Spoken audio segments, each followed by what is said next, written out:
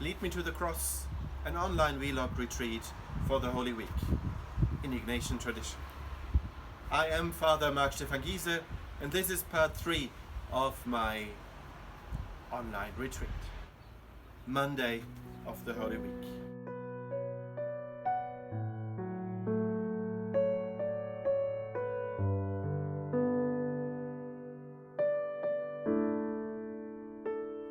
The Gospel of Jesus Christ according to St. John, chapter 12, verses 1 to 11. 6 days before Passover, Jesus came to Bethany, where Lazarus was, whom Jesus had raised from the dead.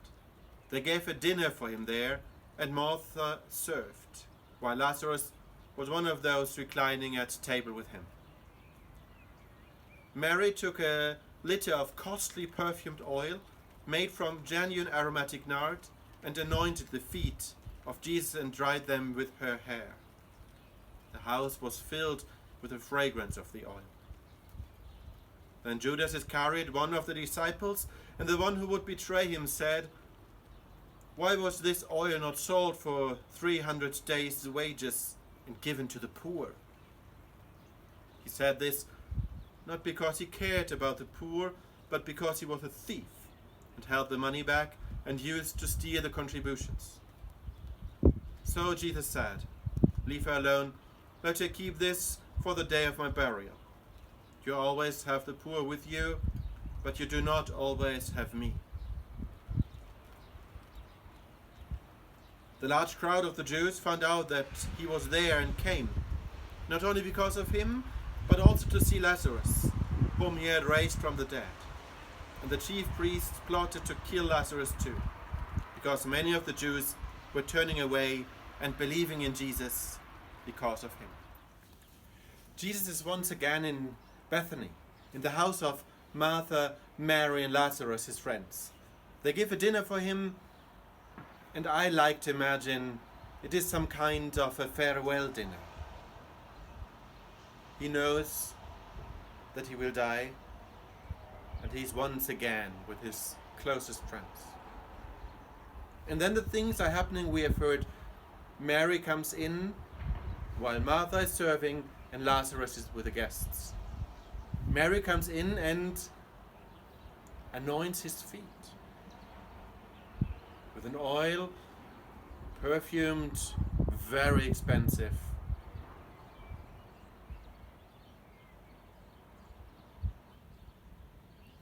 Gestures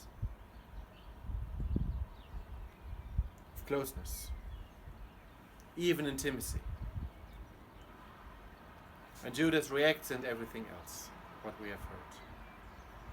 This scene, when we listen to it on Monday of Holy Week, 6 days before the feast, invites us to different meditations and prayers. Let me propose to you 3 points for your own prayer. The first one, look at Mary, of course.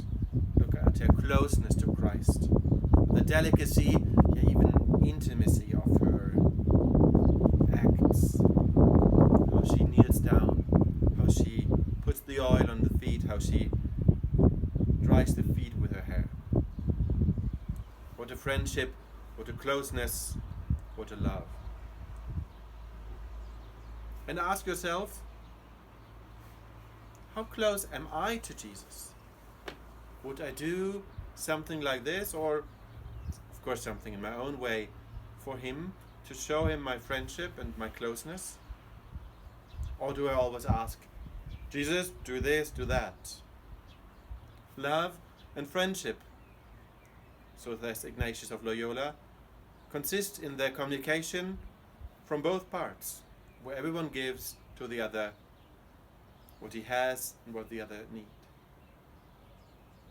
So, how can I be like Mary, showing my friendship and my love to Jesus? Point 2, look at Judas Iscariot. And look at how John describes the reasons why he is so negative. about this act of closeness. He is a negative person and he seeks excuses for being so negative. He has the money, he will have other reasons. Look at him and reflect on yourself. How do you act out your negativity? Maybe also this kind of nagging person like Judas Iscariot, maybe not. But put yourself and God in a discussion about this, how you are and how you deal with negativity. And then point number 3, look at Jesus. How is he reacting to both reactions? To the love and closeness of Mary and to the nagging negativity of Judas. Look at him and see how he reacts to you. Try to catch his eyes, how he looks at Mary, and how he, with love and mercy, is correcting Judas Iscariot. And feel how he is to you. In the same way, loving and merciful, helping you in the good things and trying to correct you a little bit in the more difficult parts of your character. So once again, the 3 points. Look at Mary, her closeness to Christ. It's number 1. Number 2, look at Judas Iscariot and his nagging negativity. And number 3, look at Jesus, how he looks at the two and at you with his love, his mercy, and his encouraging looks that he gives to Judas and to Iscariot. And number 3, look at Jesus, how he is looking at Mary on the one hand and Judas Iscariot at the other hand, and then how he looks at you today. When you finish your meditation, try once again to enter into a friendly conversation with Jesus, where you talk with him like a friend talks with a friend. Talk with him about what you have thought and reflected on, and ask him that he may give you the grace to walk with him the whole way to Jerusalem, to Golgotha, that he may lead you to his own cross.